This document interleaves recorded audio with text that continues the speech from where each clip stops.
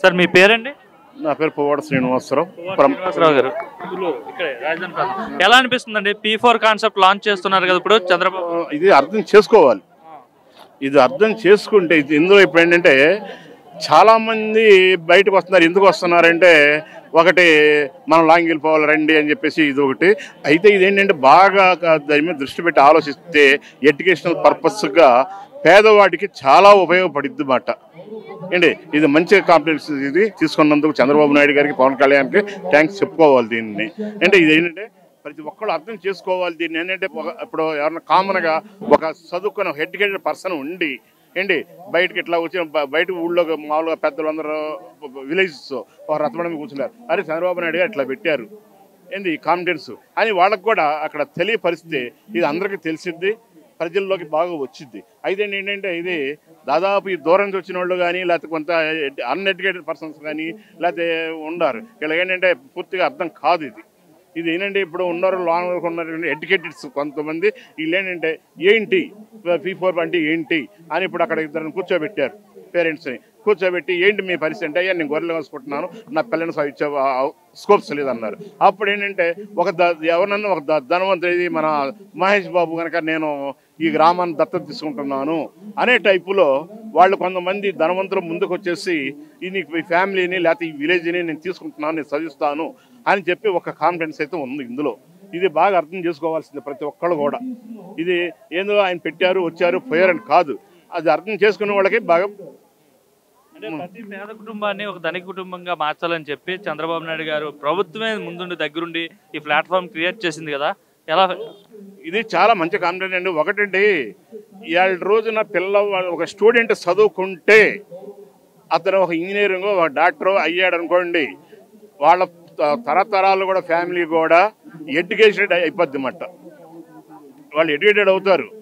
అట్లానే ఇప్పుడు వాళ్ళు కనుక చదువుకోలేదు అనుకోండి, 10th పిన్నాడు ఆయన చెబుతున్నారు మా అబ్బాయి 10th క్లాస్ వరకు చదువుకొని 5th 7th చదువుకొని రాడ్ వెల్డింగ్ తీసుకెళ్తున్నారండి అని. అది వాళ్ళకి ఏంటంటే ఇంకా నాలెడ్జ్ అనేది ఉండదు. ఇట్లా కాదు, ఇవాళ చదువుకున్న వాడు కనీసం ఒక జాబ్ చేస్తే 10 ఎకరాల రైతు కూడా సాలడ్ ఇవ్వాలి. 10 ఎకరాల రైతు కూడా అతని కింద సాలడు. అతని లైఫ్ కూడా రాను రాను వాళ్ళ పిల్లల జనరేషన్ కూడా ఒక ఎడ్యుకేటెడ్ ఫ్యామిలీకి వెళ్ళిపోతారు, జాబ్ హోల్డర్కి వెళ్ళిపోతారు, వాళ్ళే ధనవంతులు అవుతారు. అది ఇదేంటి అర్థం కాకుండా మనం వచ్చేస్తాం ఆయన చెప్తున్నారు మనం వచ్చాం ప్రియం కాదు. ఇది అందరికీ అంటే తప్పేం లేదు, ఎందుకంటే మనకి అక్షరాస్య అనేది తక్కువగా ఉంది. ఈ అక్షరాస్య అభివృద్ధి చెందితేనే అందరికి అర్థం అయ్యిద్ది అన్నమాట. ఇది ఇవాళ రోజున నేనే ఉండాను. సపోజ్ నేను ఒక కళాశాలకు పిఆర్ఓ చేశాను. పిఆర్ఓగా చేస్తే ఒక స్టూడెంటు వాళ్ళ ఎలికలు పట్టినారు. వాళ్ళ నాన్నగారు ఎలికలు పట్టేవాడు అయితే పిల్లాడు చదువుకుంటానని చెప్పేసి అంటున్నాడు. చదువుకుంటానంటే వాళ్ళ నాన్న రోజు సాయంత్రం తాగొచ్చేసి ఎరా నువ్వు పనికి రమ్మంటే రాదా చదువుకి వెళ్తావా అని చెప్పేసి కొడుతున్నాడు. వాళ్ళ ఆవిడ ఇళ్లలో పనిచేస్తుంది. పనిచేసినప్పుడు వాళ్ళమ్మ ఆ ఊళ్ళో వాళ్ళందరూ అడిగారు సాయంత్రం అట ఏంటి రోజు గొడవ ఏంటంటే మా పిల్లలు చదువుకుంటానండి అంటున్నారు.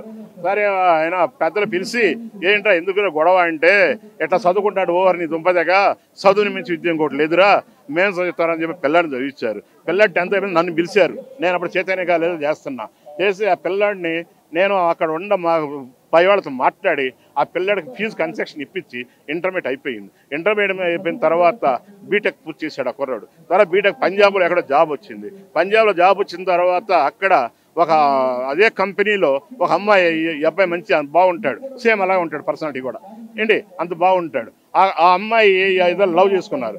ఈ అమ్మాయి పోయి ఇంటికాడ అన్నం తింటలేదు. ఏంటయ్యా అంటే నేను పలానా అబ్బాయిని ప్రేమించాను. వాళ్ళు ఏం చేశారు తల్లిదండ్రులు ఈ ఉద్యోగం చేసేటట్టుకు వచ్చారు. ఈ అబ్బాయి వామ్ము నేనేం తప్పు చేయలేదని చెప్పేసి పోయి పారిపోతాను. ఇక్కడ అన్నారు బేటా టైరో నువ్వు తప్పేం లేదు మా అమ్మాయి నేను ప్రేమించిందంట అన్నారు. అయ్యా నేను కూటికి గుట్టకు లేనివాడిని, మా నాన్న ఎలుకలు పెట్టేవాడు, కానీ నాకు చదువు ఉండటం వల్ల ఈ ఉద్యోగం వచ్చింది, అంతేగాని నా వెనకాల ఆస్తిపాసులు కూడా ఏం లేవు అన్నాడు. ఓకే గుడ్ నువ్వు చెప్పింది నిజం పదా అని చెప్పేసి వాళ్ళ ఊరికి ఇక్కడ తీసుకొచ్చారు. ఇక్కడ తీసుకొచ్చినారు. పెద్దలు అన్నారు ఏం చేశాడు ఏంటి తప్పు మావాడు అన్నాడు. మేవాడు తప్పు చేయలేదు మంచి పిల్లవాడు, ఇట్లా మా అమ్మాయిని ఇవ్వాలనుకుంటున్నాను అంటే వాళ్ళ సంగతి మీకు తెలుసా ఎలుకలు పట్టుకునే వాళ్ళు అన్నారు. ఇక్కడ కుల మత భేదం కాదండి, పిల్లడు మంచివాడు చదువుకున్నాడు ఉద్యోగస్తుడు అబద్ధాలు చెప్పలేదు అందుకని మా అమ్మాయిని ఇస్తున్నాను. అని చెప్పారు. అక్కడికి ఏంటంటే మన కాన్ఫిడెంట్ అంటే చదువుకున్నవాడు ఇలా 10 ఎకరాల రైతు కూడా ఆయన కింద పనికిరాడు. చదివించి గ్రేట్. దీనికి చంద్రబాబు నాయుడు గారి కృషి చాలా ఉంది. మనం కూడా అభినందించాలి. అందరూ కూడా కష్టపడి చదువుకోవాలి అండి. ఇది మరో ఆయన చెబుతున్నాడు నవ్వుతాం సరదా కాదు, ఇది లైఫ్. చంద్రబాబు పరిపాలన ఎలా అనిపిస్తుంది మీకు? పరిపాలన మన రాష్ట్రం గాడితో పడిపోయి ఉంది. అప్పులు ఊబిలో పేకల రోజు కూరుకుపోయి ఉంది. దీన్ని కష్టపడి పైకి తీసుకొస్తున్నారు. కొంతమంది ఏంటంటే దీన్ని ఆయన ఏం చేశాడు ఈయన ఏం చేశాడు అంటున్నాడు. ఇవాళ రోజున 5 సంవత్సరాలు పరిపాలించిన వైసీపీ ప్రభుత్వంలో ఎక్కడ ఒక సిమెంట్ బొచ్చు కూడా తీసుకుంటే రోడ్లు వేయలేదు. ఇవాళ చూడండి, ఇప్పుడు మత్తుల్లో నుంచి రాయబడి పోతుంటే రోడ్డు ఎట్లా ఉన్నాయో అంటున్నారు. రాజధాని ఎలా ఉండదండి ఇంతకుముందు? రాజధాని ఇంతకుముందు ఏముంది, మొత్తం అన్నాడు కదా అప్పుడు బొత్స సత్యనారాయణ వీళ్ళందరూ ఏదో ఒక శ్మశానం అక్కడే ఉంది అన్నారు. మరి అది ఇక్కడే వస్తున్నారు వాళ్ళందరూ కూడా. అప్పుడు ఎంత అడవి భయంకరంగా అంతకుముందు చంద్రబాబు నాయుడు వచ్చాడు, బాగు చేశాడు రాజధాని కింద అన్నారు. అంతలోకి జగన్ గారు వచ్చారు, దీన్ని మొత్తం కొంప చేసి పెట్టేశారు అండి. కానీ జనాన్ని పిలిచి ఏంటి మీ సమస్య ఏంటి అని అడిగిన పాపాన్ని లేదు. ఎంతసేపటికి మీకు డబ్బులు ఇస్తున్నా అన్నాడు. ఇటు డబ్బులు ఇచ్చాడు, ఇటు బాధ్యత పట్టుకొని. అంతకుముందు టిట్కో హౌస్లు ఉన్నాయి. ఈ టిట్కో హౌస్లు చంద్రబాబు నాయుడు గారు ఏమన్నారంటే మీరు రూపాయి కట్టవుతుంటే హౌస్లు మీకు ఫ్రీ అన్నారు. అయిపోయింది. ఈ జగన్మోహన్ గారు వచ్చి ఒక్కొక్క ఇంటి మీద 3,60,000 రూపాయలు ఆయన దిగిపోయే టైంలో అంతమంది బయట పెట్టాల. ఇంకా నేను దిగిపోతున్నానని చెప్పేసి బ్యాంక్ వాళ్ళకి నెత్తి మీద 3,60,000 రూపాయలు వసూలు చేయండి వాళ్ళ దగ్గర అని చెప్పేసి మా నెత్తి మీద బాధేసి వెళ్ళిపోయాడు. ఇవాళ ప్రతి ఒక్కడు కూడా 3,000 4,000 నెల కట్టాల్సి వస్తుంది టిట్కో ఇళ్లలో. ఇందులో కూలీ నాలి చేసుకునే వాళ్ళు ఉన్నారు, కట్టలేని వాళ్ళు ఉన్నారు. ఇది చంద్రబాబు నాయుడు గారు దీన్ని కొంచెం ఆలోచించాలి మీరు టిట్కో ఇళ్ల గురించి. మీ పేరు? Nitin. Brother VR Siddhartha college Kanuru. BTech second year. ఎట్లా ఉంది స్టూడెంట్స్ కి ముఖ్యంగా ఈ గవర్నమెంట్ వచ్చాక ఎట్లా అనిపిస్తుంది అసలు? మంచి స్టూడెంట్స్ కి వెల్ఫేర్ స్కీమ్స్ సపోర్టింగ్ అన్ని బాగానే చేస్తున్నారు. ఫీజు రీఎంబర్స్మెంట్ కాలేజ్ అకౌంట్స్లోకి వేయడం, ఇంకా జాబ్ ఆపర్చునిటీస్ ఇంక్రీజ్ చేస్తున్నారు. ఇవన్నీ స్టూడెంట్స్కి బాగా హెల్ప్ అవుతున్నాయి. అంటే ఇంతకుముందు ఫీజు రీఎంబర్స్మెంట్ అనేది విద్యాదేవన్ అని చెప్పేసి తల్లి అకౌంట్లో వేసేవాళ్ళు. సో ఇప్పుడు కాలేజ్ అకౌంట్లో డైరెక్ట్గా వేస్తున్నారు. ఏది బెటర్ అనిపిస్తుంది మీకు? ఇప్పుడు తల్లి అకౌంట్లో వేస్తే మా కాలేజ్లో కొంతమంది హాస్టల్ వాళ్ళు ఉంటారు. అతను ఎక్కడో ఒకటి కర్నూలు ఉంటుంది, ఒకటి శ్రీకాకుళం ఉంటుంది. ఫీజు వేసిన ప్రతిసారి వాడు ఊరెళ్ళి వచ్చరికి ఆడి ఫీజులో 2,000 అట్టే వెళ్ళిపోతాయి. అతను వేసిన వాటిలో కొన్ని అట్టే వెళ్ళిపోతాయి. ఇంక దానివల్ల మనకు ఉపయోగం ఎక్కడుంది? నేరుగా మనకి కాలేజ్ అకౌంట్లో వేయడం వల్ల మనకి చాలా ఆదా అవుతుంది. అందులోనూ మనకి వీళ్ళు అటు ఇటు ట్రావెల్ చేసేది తప్పుతుంది వీళ్ళకి.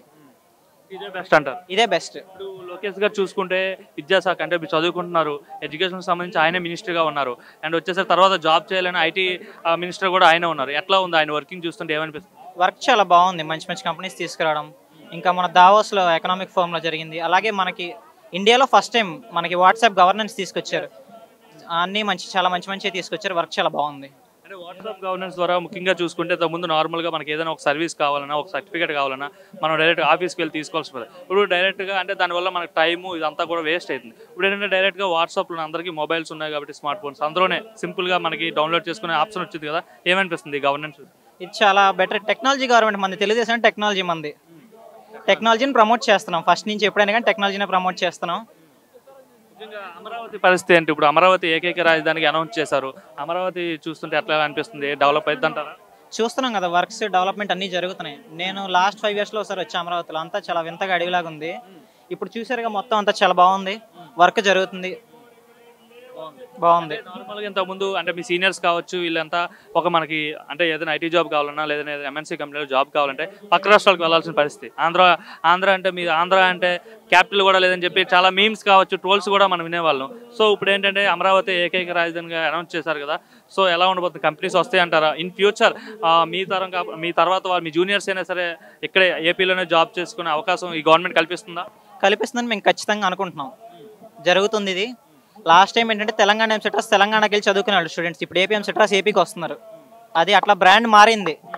అంటే ఇంతకుముందు తెలంగాణ ఎంసెట్ రాసి అక్కడికి వెళ్ళాలి, ఇప్పుడు అక్కడ వాళ్ళు ఇక్కడికి వస్తున్నారు. చేంజ్ వచ్చింది, ఆపర్చునిటీస్ పెరుగుతాయి, సక్సెస్ఫుల్ గవర్నమెంట్ అవుతుంది.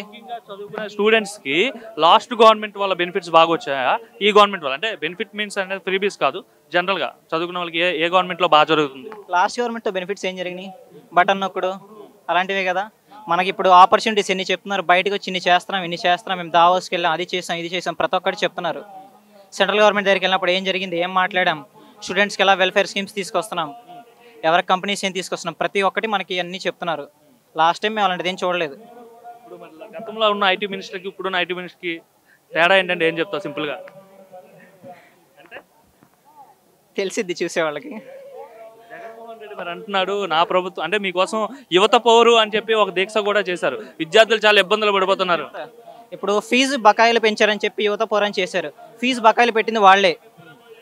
లాస్ట్ మాకు అకాడమిక్ ఇయర్లో మేము వాళ్ళ గవర్నమెంట్లోనే మాకు ఫస్ట్ అకాడమిక్ ఇయర్ అయింది. ఆ అకాడమిక్ ఇయర్ 4 ఇన్స్టాల్మెంట్స్లో ఒకే ఒక ఇన్స్టాల్మెంట్ వేశారు. ఆ ఇన్స్టాల్మెంట్ మాకు ఫిబ్రవరిలో అని చెప్తే ఆ డబ్బులు మాకు ఎప్పుడో మేలో పడ్డాయి. బకాయిలు పెట్టేది వాళ్ళే, దీక్షలు చేసేది వాళ్ళే. మళ్ళీ నెక్స్ట్ ఎలక్షన్స్ జరిగితే నేనే గెలుస్తాను, 30 years సీఎంగా రూల్ చేస్తాను ఏపీకి అని చెప్తున్నాడు ఆయన. 15 years కొట్టమంటున్నారు. ఎవరాలు 30 years అన్నది నేను అనలేదు. ఆయన అంటున్నాడు, జగన్మోహన్ రెడ్డి అంటున్నాడు. అంటే మొన్న గెలిచేవాళ్ళు కదా.